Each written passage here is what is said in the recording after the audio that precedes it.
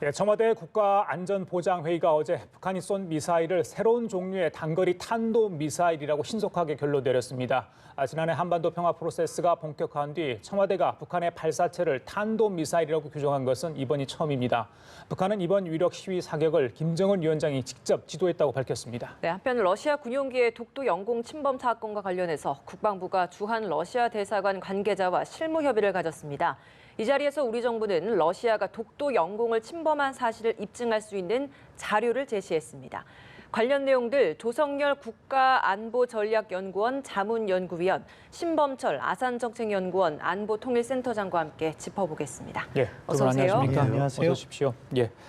먼저 어제 있었던 북한의 미사일 발사 얘기부터 좀 하겠습니다. 청와대가 어제 NSC 상임위원회를 열었어요. 그래서 과연 이 미사일이 뭔가를 결론을 일단 내린 것 같습니다. 이건 뭐 정확하게 더 분석을 좀 필요하는데 일단 탄도미사일이라고 규정하지 않았습니까? 탄도라는 말을 썼는데 그럴 만한 이유가 있을 것 같습니다. 예, 이 부분은 이제 명확하게 유엔 안보리가 금지하고 있는 모든 탄도미사일, 다시 말하면 단거리든 중거리든 대륙간 탄도미사일이든 유엔 안보리 결의라는 부분이고요. 예. 이번에 NSC가 이런 입장을 조기에 신속하게 밝힌 부분은 명확하게 북한이 이제 그 유엔 안보리 결의를 위반했다는 부분을 일단 지적하고 북한에게 어떤 자제를 촉구하는 이런 의미가 담겨 있다고 봅니다. 발사 유형, 거리 이런 것 그러니까 어제 그 형태를 보면 충분히 탄도라고 규정할 만한 충분한 근거가 있기 때문에 그렇게 이야기를 하는 거 그렇습니다. 아니겠습니까? 사실 지난번 5월달에 쏜 것도 탄도미사일로 이제 확인이 된 건데요.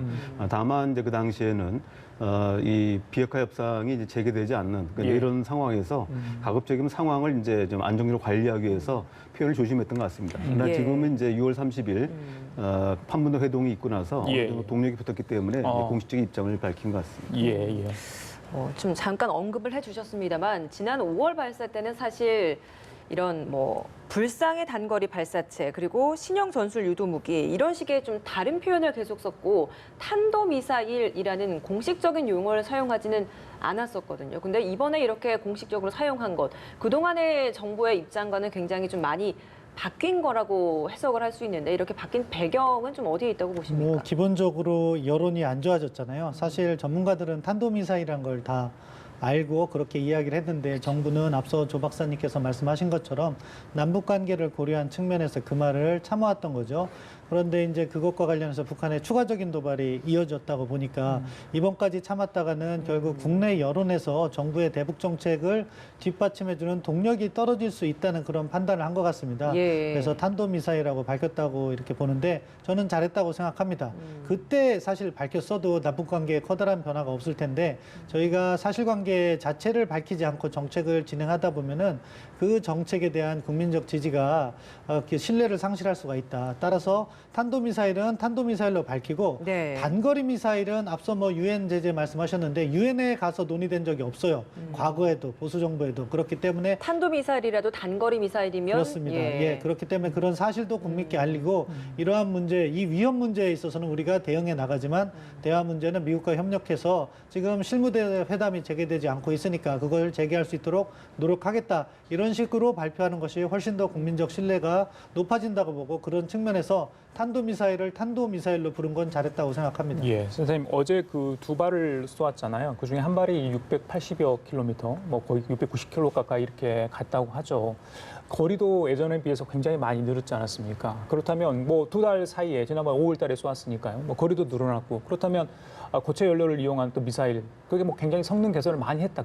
그 기간 내에 이렇게 저희들이 판단해도 되는 겁니까? 네, 그렇습니다. 그때 보여준 것보다 200여 킬로가 늘었기 때문에 그만큼 또 사거리를 확보했다 이렇게 평가할 수 있고 지난번 때 발표한 것과 달리 이번에는 거의 사실상 실전 배치를 이렇게 이야기를 했어요. 북한 측 발표로. 그러니까 어느 정도 이제는 완성이 됐다. 그것도 배치할 거다. 그런 취지로 한 것을 봐서는 지난번보다 성능 개량이 되었다고 평가할 수 있겠습니다.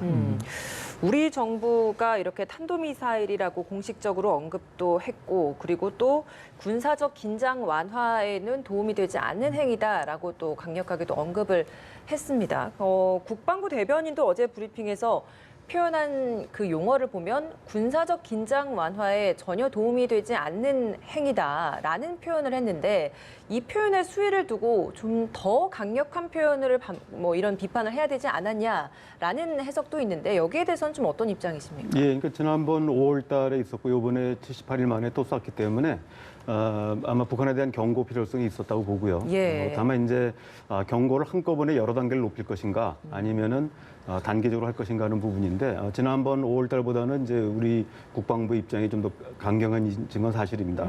일부에서 볼 때는 좀 더 강할 수 없었냐 예. 얘기가 나올 수도 있지만 지금 이제 앞으로 남북관계를 관리해야 되고 그다음에 북한이 또 도발이 아마 이번에 끝났으면 다행입니다만은 또 예상되는 도발이 있는데 뭐 최고조로 그 비난 수를 높여가지고 그 다음에 이제 우리가 할 수 있는 부분들이 여러 가지 제약을 받기 때문에 예. 아마 여러 가지 고려해서 단계적으로 우리가 이제 경고 수위를 높여가고 있는 게 아닌가 생각합니다. 예.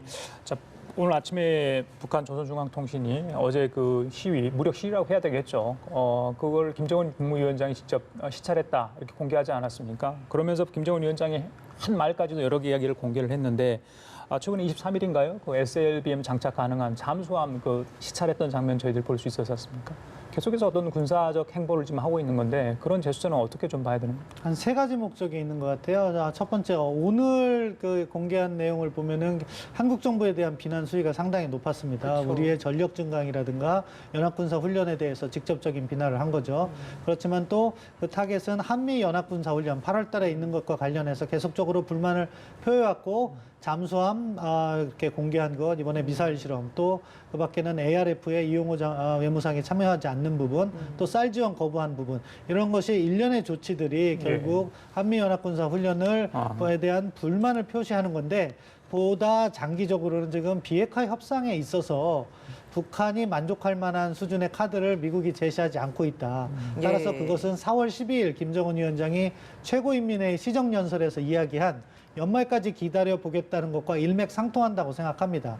그렇기 때문에 만약에 미국이 연말까지 북한이 만족할 만한 카드를 갖고 오지 않는다면 이 잠수함을 이렇게 공개했다는 것은 그 잠수함에 있는 SLBM을 발사할 수 있다는 의미고 또한 이렇게 단거리 미사일을 공개했다는 것은 나중에 ICBM도 발사할 수 있다. 그러니까 그 이전에 미국이 북한이 만족할 수 있는 카드를 가져와라. 그런 메시지라고 생각합니다. 그러면 그 의도가 한미연합훈련에 대한 비난도 있지만 실무 협상을 앞두고 미국에게 좀 압박의 카드를 던진 두 가지 측면이 다 있다라고 보신다는 예, 거네요. 두 가지 측면이 다 있고 하나 더해서 예. 한국 정부를 압박하는 건데 한국 정부에 대한 불만도 있겠지만 다른 한편으로는 한국 정부를 통해서 미국을 좀 더 설득하는 노력을 해라. 그런 메시지도 될 수 있는 것이기 때문에 예. 뭐 단지 미국에만 메시지를 전했다 그렇게 보진 않습니다. 예, 오늘 공개된 김정은 위원장의 그 시찰했을 때 발언 내용들을 보면 미국과 한국에 공이 던지는 메시지가 좀 있었던 것으로 보여집니다. 예, 그렇습니다. 예. 아까 방금 얘기하셨지만 일단 한국군에 대한 것은 공개적으로 얘기했고 아마 이 내용에 대해서 일부 세력도 느꼈을 것이다. 예, 그래서 사실 그렇습니다. 그게 이제 미국을 미국이다. 가리키는 것 같습니다. 근데 예. 아직까지 이제 한미 군사 연습에 대해서 지난번 외무성 대변인이 중단할 걸 요청했는데 현재 우리 한미 군 당국은 예정대로 시행할 것으로 보입니다. 그 부분 때문에 이제 공개적으로 이제 한국군에 대해서는 실명 거론하면서 비난을 했는데 현재 북미 간에는 물밑 접촉을 계속 하고 있는데 현재까지 나온 걸 보면은 이제 북한이 원했던 내용이 전혀 아닌 것 같고요. 예. 아마 미국에서 나온 부분들은 우리가 이제 뭐 동결이라고 해서 지난번에 이제 비건 대표가 얘기를 해서 혹시 이제 미국 내에서는 이제 너무 낮다 이렇게 얘기하지만 사실 동결 그러면은 이제 그 영변 시설에 대한 동결이 아니라 그건 가동 중단이고 작년에 국무부 보고서에 따르면 동결은 대량 살상무 핵무기나 그 탄도미사일 제작을 동결하는 것이거든요. 이렇게 예. 되면 동결은 반드시 동결과 검증이 따르게 됩니다. 예, 거기에 대해서 이제 미국이 밝힌 상응 조치는 인도적 지원과 그리고 이제 아주 낮은 수준의 그 연락사무소라든지 이런 정도였습니다. 근데 북한 입장에서 본다면 대량 살상 무기를 동결하는 대가로는 이제 맞지 않다라고 하는데 예. 제재도 계속되는 상황에서 미국이 제공하는 상응 조치에 대한 불만들 그리고 미국의 요구 사항들은 이제 받기 어렵다. 뭐 이런 부분들이 현재 복합적으로 미국에 보내는 메시지가 아닌가 생각합니다. 네, 실무 협상 재개 논의가 다시 뭐 이루어지고 있을 당시에 이제 폼페이오 장관도 북한 측에 뭔가 새로운 아이디어를 가지고 나와라, 협상장에 나와라라고 이야기를 했었고 앞서 좀 짚어주셨던 것처럼 핵 동결 관련돼서 좀 뭔가 미국 측에서도 좀 변화된 입장이 좀 있는 것 같다라는 해석들이 많이 있었는데 그렇다면 실무 협상이 이렇게 잘 이루어지지 않고 오히려 이렇게 서로 간에 무력 시위가 지금 생기고 있는 이 상황이라면 그런 대화 논의가 제대로 되고 있지 않다라고 봐야 되는 겁니까? 예, 그렇습니다. 그러니까 지난 6월 30일 날 북미 정상이 만나서 합의한 부분은 이제 실무회담을 하기로 했다. 그리고 미국 측에 대해서 북한이 그동안에 이제 폼페오 국무장관을 이제 기피했는데 이걸 인정을 했고요. 북한 측에서는 김영철 통전부장 이제 바뀌었습니다만은 예. 그 대신에 외무성이 나온다. 이런 부분들이 좀 진전된 내용이었지만 실제로 당시에도 북미 간의 핵을 둘러싼 비핵화를 둘러싼 입장 차이는 워낙 컸거든요. 예. 지금도 여전히 이제 좁혀지지 않고 있다. 그러니까 비건 대표가 유연한 접근을 얘기했지만 유연하다고 하는 것은 이제 일부 사응 조치에 대해서 유연하다는 것이지 비핵화의 원칙에서는 지금 현재 미국이 변한 입장이 없다고 봅니다. 리용호 외무상이 ARF 외교장관 회의도 불참을 하잖아요. 그러면 이런 부분에 있어서도 뭐 대화가 아직까지는 서로 이제 고위급 간에 만날 단계가 아니다라는 것 때문에 이 자리에까지 불참했다라고 보십니까? 사실 가장 바람직한 거는 당초 약속대로 2, 3주 내에 실무회담을 해서 어느 정도 윤곽을 잡은 뒤에 폼페오 국무장관과 리용호 외무상이 예. 만났다면 굉장히 좋은 모양인데 그렇죠. 그 실무회담이 안 이루어진 상태에서 아마 외무장관급들이 만나가지고 사실은 뚜렷하게 할 얘기가 없을 거라고 봅니다. 아마 그런 부분들이 리용호의 불참 이유가 아닌가 생각합니다. 예. 그 선생님 자꾸 한미연합 훈련 얘기를 많이 하잖아요. 그렇다면 이제 다음 달 5일인가요? 그때 시작이 될 텐데 하여튼 그 즈음에 계속해서 이런 식의 어떤 저강도 도발 행위를 좀 계속 할 것으로 예상을 하십니까? 한 번 정도는 더 있지 번 않을까 정도? 싶어요. 왜냐하면 5월 달에 2번 했거든요. 예. 그렇기 때문에 우리가 훈련을 하는 직전이라든가 직후에 나름대로 불만의 표시를 할 지금 건데 북한이 하계 훈련 중인가요? 예, 뭐 북한도 대응 훈련을 항상 하게 되니까 우리가 예. 연합군사 훈련할 때 북한도 대응 훈련을 합니다.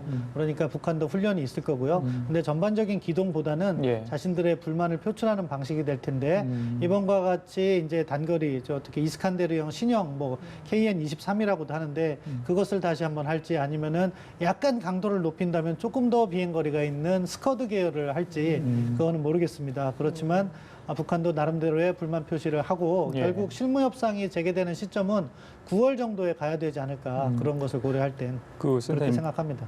한미연합 훈련 얘기를 계속 북측에서 하고 있는데 사실 이 한반도 평화 프로세스 진척 과정에서 뭐 9.19 합의도 있습니다만은 저희들이 그런 긴장 조성을 최소한 좀 하기 위해서 뭐 한미연합 군사훈련 상반기에서도 훈련도 그렇고 지금 하반기도 마찬가지 축소하고 이름도 명칭도 바꾸려는 노력들을 저희들이 많이 보이지 않았습니까?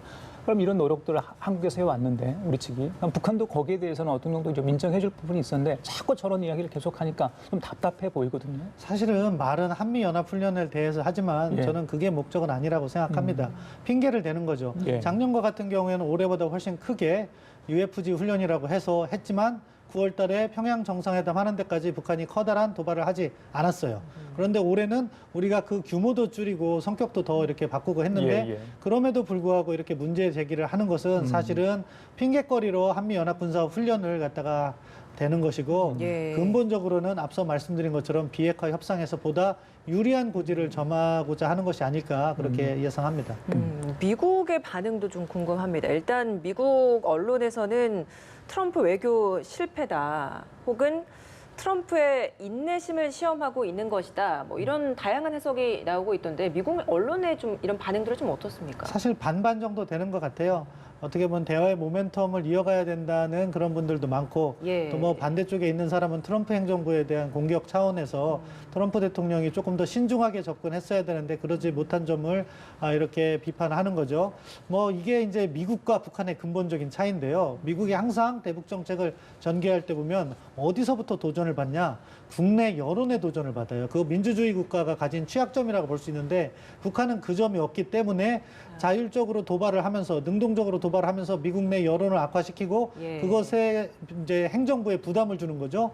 그렇기 때문에 지금 약간 우리가 이 문제를 심각하게 봐야 되는데 내년 초부터는 본격적인 레이스가 시작됩니다. 그렇죠. 그러니까 2월부터 아이오와 코커스를 시작으로 개시 되는데 북한이 연말까지 그 시간을 제기한 거는 연말에 또는 내년 초반에 북한이 진짜로 심각한 걸 할 수 있다는 것으로 어떻게 보면 미국 행정부를 압박하는 거예요. 이러한 과정에서 미국 트럼프 행정부가 어떤 방향을 선택할 것인지 한미 간의 긴밀한 공조가 필요한 거죠.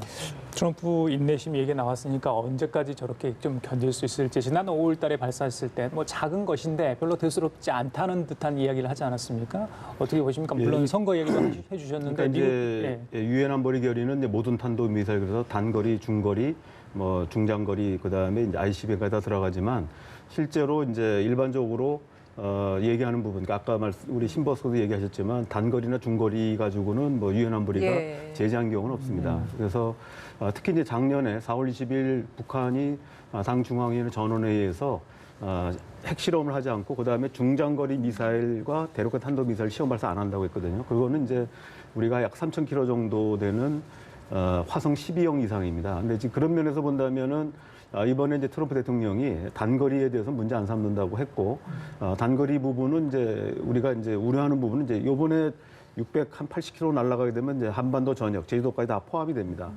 지금 그런 면에서는 이제 우리가 안보적으로 굉장히 위험에 노출됐고요. 이게 스커드 계열로 넘어가고 노동으로 들어가면 이제 일본 열도가 다 들어가게 됩니다. 근데 지금 북한이 약속한 부분은 이제 괌이라든지 이 미국의 영토에 대해서는 건들지 않겠다고 하는 부분이기 때문에 여기서 사실은 이제 한국과 일본이 이제 좀 불만을 가질 수 있는 부분이고요. 그래서 지금 이제 트럼프 대통령 입장에서 본다면은 일단은 이제 북미 협상을 통해서 어느 정도 안을 만든 뒤에 그 이후에 이제 한국이나 일본의 입장을 좀 반영하려고 하는 게 아닌가 생각합니다. 예, 알겠습니다. 자, 지금부터 러시아 군용기 얘기 좀 하겠습니다. 어제 오전 러시아 군용기 독도 영공 침범 관련해서 한국과 러시아 국장급 협의가 있었습니다. 저희들이 확보한 자료를 러시아 측이 전달을 했고요. 그걸 받아든 러시아 무관은 차석 무관이죠. 그걸 본국에 전달하겠다 이렇게 이야기를 했습니다. 그러면서 반드시 해야 할 이야기를 하지 않았어요. 자기들이 영공 침범했다. 지금 계속 인정하지 않고 있고 러시아 대사관도 유감 표명 저희들 하지 않았다까지 이야기를 했습니다. 어떻게 보십니까? 예, 사실 이제 이 부분은 지금 러시아 군용기가 우리 이제 영공을 침범한 건 처음입니다. 그러니까 뭐 러시아뿐만 아니라 전체적으로 처음인데 이제 그 유럽의 사례를 보면은 러시아 이 군용기가 나토의 이제 이 회원국 북을 지나가다가 이제 살짝 영공을 들어간 경우가 굉장히 많습니다. 맞습니다. 근데 한 번도 인정한 적이 없고요. 그렇기 때문에 뭐 그래서 당연하다고 보아야 되는 건 아닙니다만은 예, 그렇죠. 실제로 이제 그 실무회담을 통해서 어제 있었던 실무급 회담을 통해서 끊임없이 어떤 그러니까 우리가 이제 러시아가 공식적으로 하기는 어렵다고 하더라도 실질적으로 자기네 책임을 인정하고 재발을 방지할 수 있는 이런 조치들을 우리가 계속 강구해야 된다고 생각합니다. 러시아 국방부에서 우리 정부에 보낸 공식 문서 내용을 보면 폭격기 2대가 우리 영공을 침범하지는 않았다라는 데 좀 방점을 둔 것 같아요. 근데 폭격기가 문제가 아닌 거잖아요. 예, 정찰기가 조기 경보기가 들어온 건데, 그쵸. 그러니까 러시아의 외교 행태라고 볼 수 있는데요. 잘 아시겠지만 우크라이나 침공하고도 그것에 대해서 발뺌을 하는 어떻게 보면 러시아는 슈퍼파워 초강대국으로서의 특권을 누리고 있는 거죠. 예. 힘으로써 일방적인 행동을 하고 이 문제가 유엔에서 이렇게 논의될 그러한 계기가 되면 거부권을 행사하게 되니까 효율적으로 자기들의 이익을 방어할 수가 있는 거죠. 예. 그런 러시아의 행위는 우리가 행태는 인정을 하고 우리도 나름대로의 접근을 해야 되는데 저는 조금 더 강력하게 대응을 했으면 하는 바람입니다. 어느 정도, 왜냐하면은 예. 이 문제를 갖다가 지금은 약간 국장급 실무회담인데 조금 더 고위급으로 높이고 우리 정부가 이 문제를 끝까지 물고 늘어지는 모습을 보여야 돼요. 그러면은 결국 우리가 이 문제를 풀 수는 없습니다. 우리가 힘으로 러시아를 바꿀 수도 있는 것도 아니고 유엔에서도 풀 수는 없어요. 하지만 그런 문제를 국제적으로 계속 반복적으로 제기해야 한국 영공을 침범하면 귀찮은 일이 생긴다. 예. 그 정도 인식은 최소한 줘야 된다고 생각합니다. 예. 이대로 넘어가면 지금 러시아의 지금 이러한 영공 침범이 중러 간의 어떻게 보면은 연합군사훈련 최초로 이루어진 것이고 지금 미국과 중러 간의 대결이 앞으로 더 심화될 그런 경향이 보이고 있어요. 그럼 다시 반복될 수 있다는 문제의식을 우리가 갖고 적극적으로 제기해야 된다고 생각합니다. 알겠습니다. 자, 지금 화면 보시면요. 이 러시아 국방부가 러시아 관영 뉴스 전문 TV가 있습니다. RTV인데요. 거기서 1분 20초짜리 분량의 영상을 공개했습니다. 국방부가 제공한 영상입니다. 그래서 러시아 방송사가 지금 언론에 공개한 건데 저기 폭격기죠. 폭격기가 이륙에서부터 착륙할 때까지 보여주는데 저 멀리 보이는 빨간색 원에 있는 저게 바로 이제 우리 전투기가 기동을 하고 있는 것 같습니다. 멀리서 2대 정도 보이는 그 모습 시청자분들 확인할 수 있을 텐데 국방부가 저렇게 러시아 언론에 공개한 이유, 러시아 국방부가요? 어디 있다고 보십니까? 예, 그러니까 지금 러시아가 얘기한 거는 이제 러시아 국방공식청은 한국 전투기가 비전문적 비행을 했다. 예. 그리고 부당하게 이제 난동을 부렸다. 비행 난동을 부렸다고 하는데 결국 이제 용어를 쓴다면 이제 우리가 차단 기동을 했고 경고 사격을 했는데 이 부분에 대한 강한 나름대로 이제 불만을 표시하고 이 책임이 이제 한국에게 있다. 뭐 이런 얘기인 것 같습니다. 네. 그래서 이런 부분들은 자신들의 어떤 그 부당한 행위를 정당화하려고 하는 여론전의 뭐 일환이라고 볼 수 있습니다.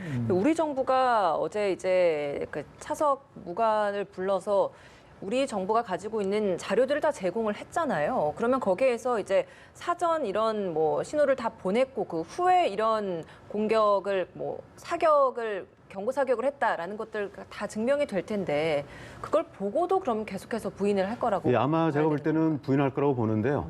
이거 좀 뭐 이해가 적절하지 않지만 이 비슷한 예. 사례가 2001년도 4월 달에 하이난섬 부근에서 미국 정찰기가 부근, 그러니까 영공을 들어갔다고 해서 이제 그 중국 전투기가 출격한 적이 있었습니다. 이때도 이제 여러 가지 차단 기동 때문에 결국은 이제 격추됐는데요. 추락하고 정찰기도 이제 불시착한 경우가 있는데 이때도 결국은 영공이 들어갔냐 안 했냐에서 그 양측이 논란이 됐지만 결국은 해결되지 못했습니다. 예. 자, 러시아가 독도 영공을 침범을 했습니다. 카디즈 뭐 진입하는 것은 수차례 있었기 때문에 굳이 언급할 대상도 아니죠. 물론 그것도 중요합니다만은 그래서 우리 정부가 과연 이렇게 조치를 해서 외교적 국방 라인을 통해서 항의만 할 건가? 일각에서는 이거 안보리 정도 가서 좀 항의 공식적으로 해야 되는 거 아니냐 이런 이야기가 있던데 그게 가능한 얘기입니까? 예, 뭐 안보리 가도 거부권 행사 때문에 성과를 내긴 어려울 것 같습니다. 그럼에도 저는 가져가야 된다고 생각합니다. 뭐 미국을 통해서 문제 제기를 하든지 아니면 또 여러 나라에 이렇게 힘을 받아가지고 문제 제기를 하든지 논의 과정은 필요하다. 그렇게 돼야만 러시아가 한국 영공 침범을 만만하게 보지 않는다. 앞서 그 하이난섬 말씀하셨는데 그때 중국이 미국의 정찰기를 어떻게 이렇게 착륙시켰냐면 부딪혀버렸어요. 그 정도의 결기를 가지고 있어야지 함부로 못한다. 그러니까 영공 침범 문제는 이것이 반복돼서는 안 되는 문제이기 때문에 그 정도의 강력한 메시지를 줘야지 반복되지 않는다고 생각합니다. 예, 마지막으로 딱 한 가지만 더 질문을 드려보겠습니다. 이렇게 중러가 도발을 계속하고 있다 보면 우리는 한미일 공조가 굉장히 중요하고요. 그리고 북핵 문제 해결 그리고 북한이 이번 같이 이제 무력 시위를 할 때 더더군다나 중러의 도움이 협조가 필요한 상황입니다. 그런데 그 가운데서 지금 굉장히 좀 난처한 상황에 처해 있는 게 지금 우리 정부의 상황이거든요. 어떤 좀 솔로몬의 지혜가 있을까요? 예, 뭐 사실은 가장 중요한 거는 원칙은 원칙대로 대응해야 된다고 생각합니다. 그러니까 사실 주변 국가와 다 잘 지내야 되는 것이고 특히 북한 핵 문제를 하기 위해서는 미국과 일본뿐만 아니라 중러와도 잘 지내야 되는데 지금 뭐 생각이 똑같지 않거든요. 예를 들면 가장 대표적으로 일본의 경우도 사실은 한일 군사정보보호협정을 하고 안보 협력을 해야 되는데 일본은 이제 그 화이트 리스트에서 우리를 제외하면서 한국을 안보 협력 국가에서 지금 제외하겠다는 거거든요. 그러니까 그런 부분에서 우리 정부 입장에서 본다면 일단 그런 사안이기 때문에 다 덮어야 된다고 보지는 않습니다. 아까 러시아의 경우도 단호하게 대응하듯이 일본의 화이트리스트 제외나 이런 부분에 대해서 원칙적인 대응이 필요하고요. 그래서 비핵화 협상에서의 공조는 또 필요하지만 이런 안보 문제에서는 좀 명확한 입장, 원칙이 필요하다고 원칙 대응. 예, 선타장님. 예, 뭐 저도 그렇게 생각합니다. 한미일 안보 협력은 진행해야 되는 것이고 그것은 중국과 러시아가 단결하는 모습을 보이고 있기 때문에 우리도 더 유의를 해야 된다. 자칫하면은 한국이 대륙에 가장 가깝게 붙어 있고 어떻게 보면은 미일 동맹의 모습보다는 한국이 취약하다 보기 때문에 중러가 우리를 타겟으로 할 수 있다. 그런 문제의식 하에서 뭐 지소미아 문제 저는 꺼내지 않았으면 좋겠고요. 다만 이제 일본의 부당한 그 경제 제재에 대해서는 적극적인 대응을 하고 또 다른 한편으로는 외교적 해법으로 우리 대법원 판결의 정당성은 인정되지만 또 한일 간에는 청구권 협정이라는 게 있으니까 그것에 대한 대응도 우리가 해서 이 문제를 근본적으로 풀어야 된다고 생각합니다. 예, 알겠습니다. 지금까지 조성열 국가안보전략연구원 자문연구위원 신범철 아산정책연구원 안보통일센터 장관 얘기 나눠봤습니다. 두 분 말씀 잘 들었습니다. 고맙습니다.